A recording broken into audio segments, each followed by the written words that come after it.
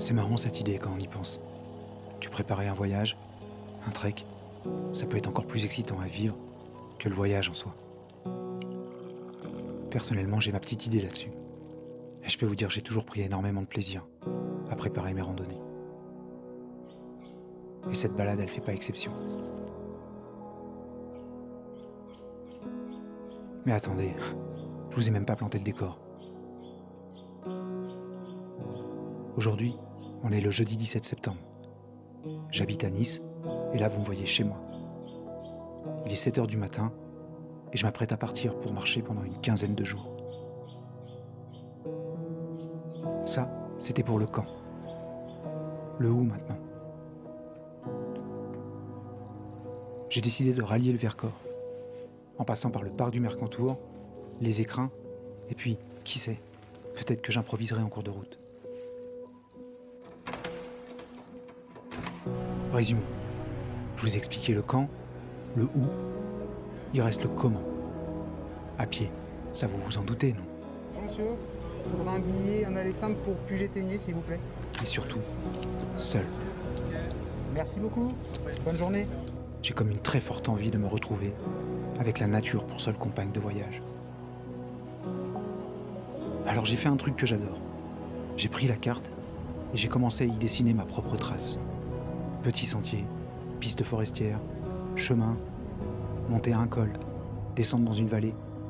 Et, il faut bien l'avouer, faire ma trace comme ça sur la carte, c'était déjà un voyage, dans le voyage. Bon, reprenons si vous voulez bien.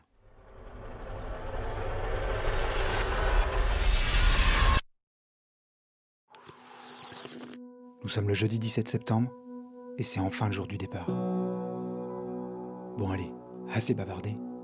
Installez-vous confortablement dans votre canapé, et je vais vous emmener avec moi découvrir les fabuleux paysages du parc du Mercantour jusque dans la réserve naturelle du Vercors. Vous êtes prêts? C'est parti.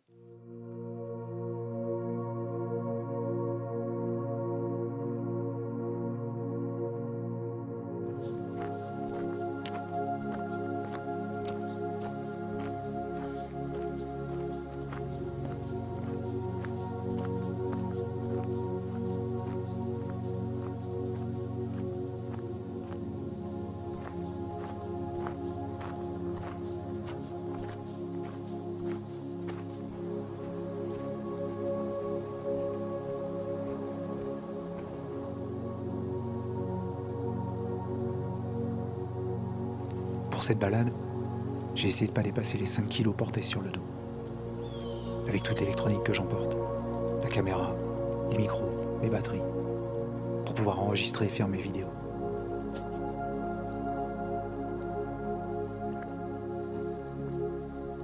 Alors c'est vrai, il y a plus léger. Mais plus que le poids de mon matériel, j'ai surtout travaillé le poids sur moi. J'ai repris l'entraînement et depuis 1 mois et demi, j'ai perdu près de 5 kilos. C'est presque comme si je partais sans sac sur le dos finalement.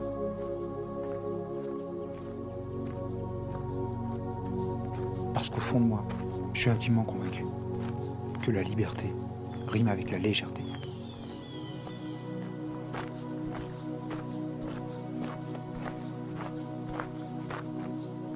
Les roches rouges du Dalhuy, ou comme on l'appelle aussi, le Colorado niçois.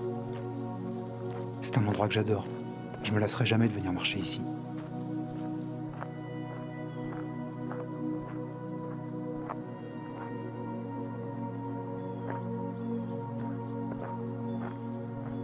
Il faut s'imaginer la Terre il y a 300 millions d'années. À l'époque du supercontinent, la Pangée. Toute cette région était recouverte d'argile rouge.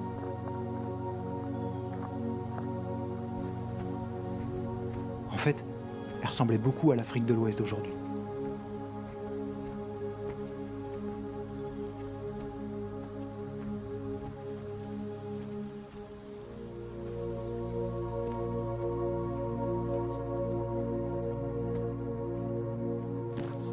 Et puis, un plissement s'est formé.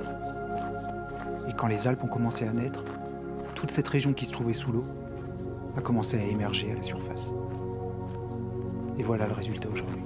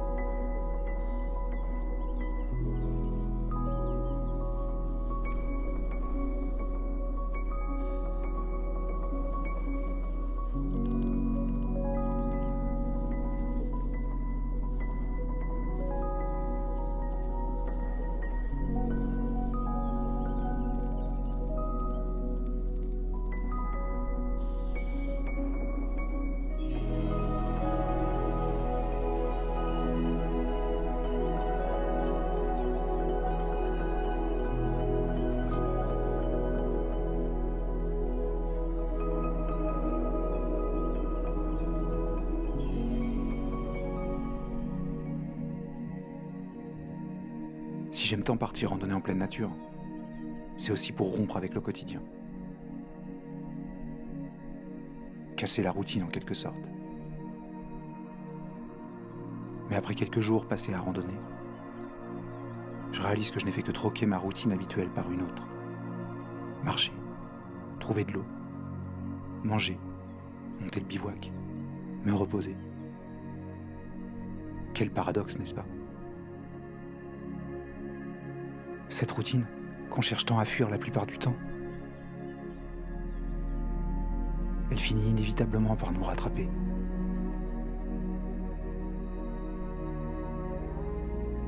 Finalement, plus que la routine en elle-même, ce ne serait pas plutôt la saveur qu'on va lui donner qui pourrait rendre notre existence moins monotone?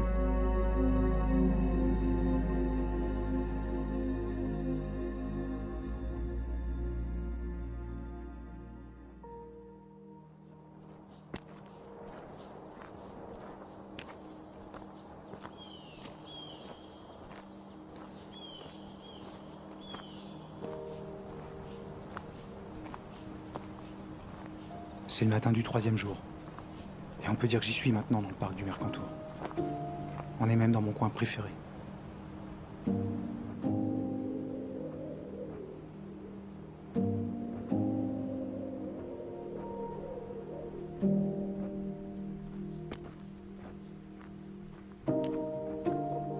Le vallon de l'Estrop, magnifique avec ses couleurs d'automne. Le Mercantour et ses grands espaces sauvages à perte de vue m'impressionneront toujours autant.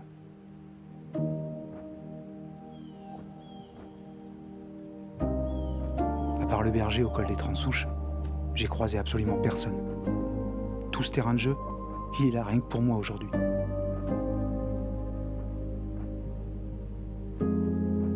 Et c'est dans ces moments-là qu'on se sent vraiment privilégié.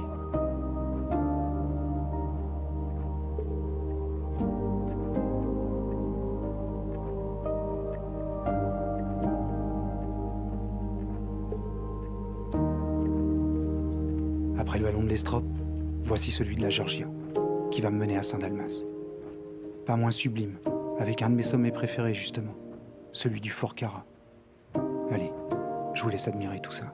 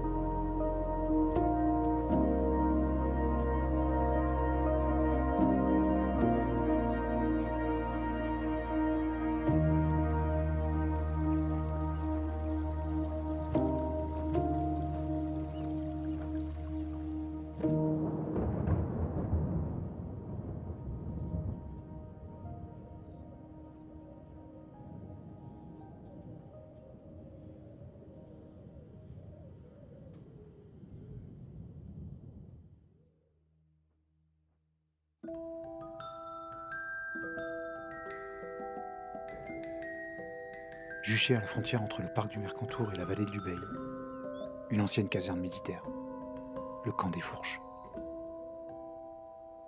Aujourd'hui, il n'en reste que des bâtiments en ruine.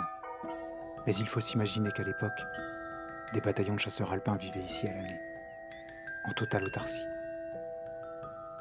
Ils avaient même leur propre four à pain, pour vous dire. Un petit détail qui a quand même toute son importance. On est ici à environ 2200 mètres d'altitude. Et à l'époque, la roue de la Bonnette qui relie la vallée de la Tinée à la vallée de l'Ubaye n'existait pas. Ici, ils étaient complètement coupés du monde. Et pourtant, je ne peux pas m'empêcher de sourire en pensant qu'ils étaient certainement plus près de la définition du bonheur que nous le sommes aujourd'hui.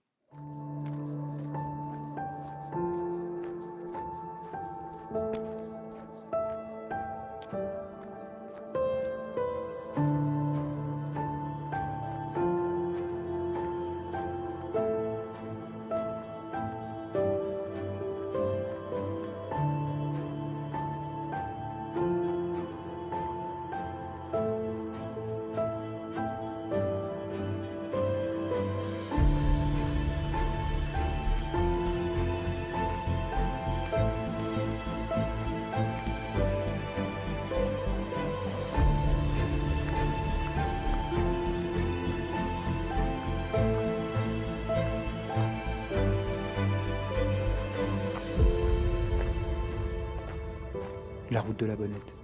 Parlons-en justement. Qui a dit que la randonnée, ça ne se passait que sur les sentiers? Pas moi en tout cas. Heureusement, aujourd'hui nous sommes dimanche. Et il n'y a pas foule de voitures sur la route. Je jette un dernier coup d'œil derrière moi, avant de quitter définitivement le Mercantour. Ce coin qui a vu naître ma passion pour la randonnée. Et même si je suis déjà allé me promener ailleurs, le fait de changer de massif, ça me fait l'effet d'être un poisson dans son aquarium qu'on aurait soudainement versé dans l'océan.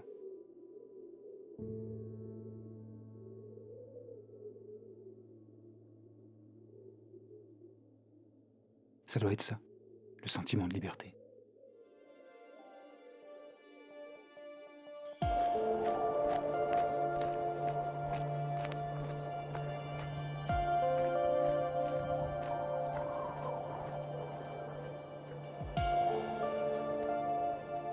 Découvrir la beauté du château de Versailles, sa galerie des glaces, ses salons somptueux. C'est l'effet que ça me fait au moment où je vous parle. Sauf que mon Versailles à moi, c'est la nature qui l'a construit. Ces galeries, ces salons, on n'en voit pas la fin. Leurs plafonds n'ont aucune limite. Et leurs sculptures, personne n'est capable de les reproduire. Mesdames, Messieurs, après les salons somptueux du parc du Mercantour, j'ai l'honneur de vous présenter le magnifique vallon des Granges Communes, ma porte d'accès à la vallée de l'Ubaye.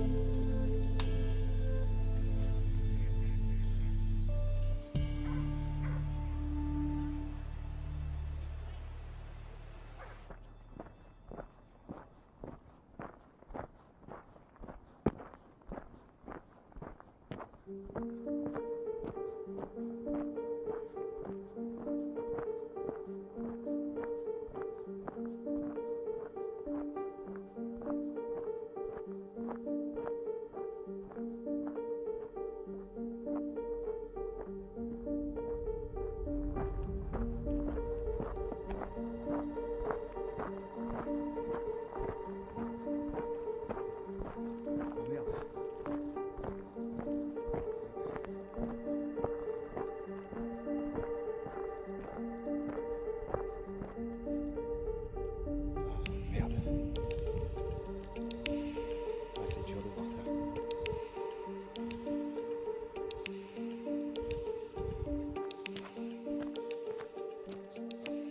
Aurais-je croisé encore une autre victime du loup? Je ne sais pas. Et c'est vrai qu'en discutant avec les bergers, je me rends compte qu'il fait de plus en plus de dégâts dans les troupeaux. En tout cas, je me considère chanceux, car j'ai pu en croiser un pendant cette traversée. Et ce loup a été plus que bienveillant envers moi, puisqu'il m'a même proposé de l'eau.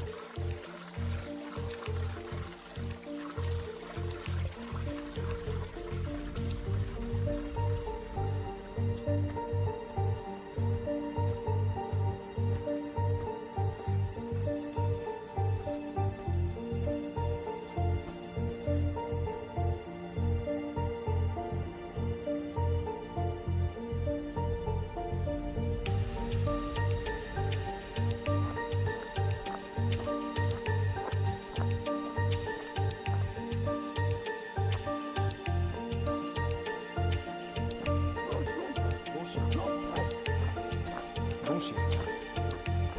Va au troupeau.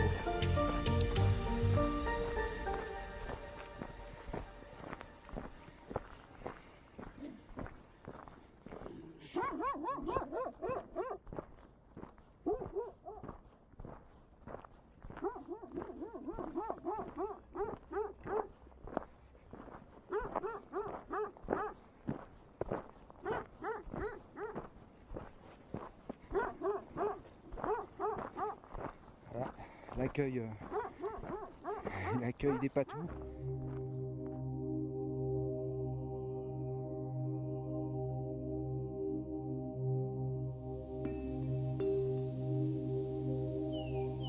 Quelle magnifique région quand même, l'Ubaye. Ses paysages. Et ses couleurs. Pour moi, il ne fait aucun doute.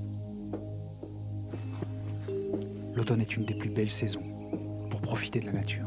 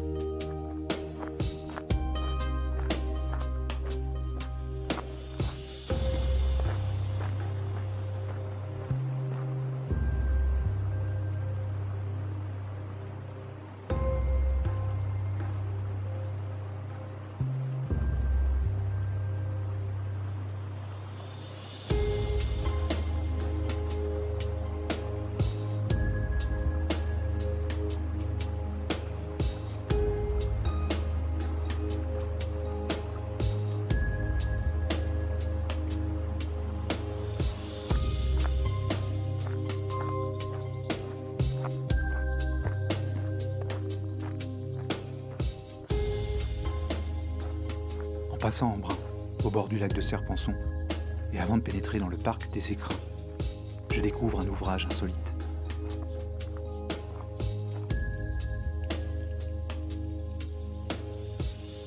Le canal de Gramorel, qui longe le sentier et s'étend sur plus de 5 km.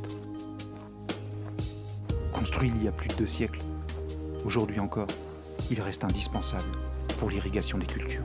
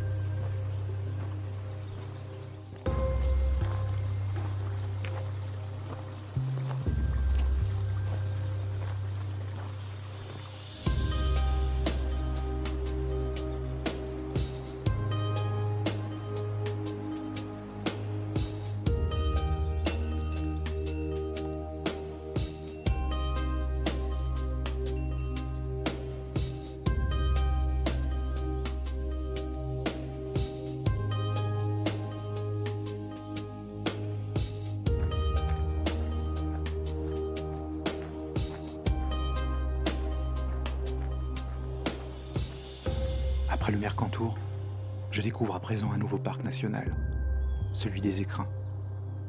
Et au moment où je vous parle, à part quelques chamois et marmottes, je suis le seul à en profiter. Pas de queue à faire, pas de ticket à payer.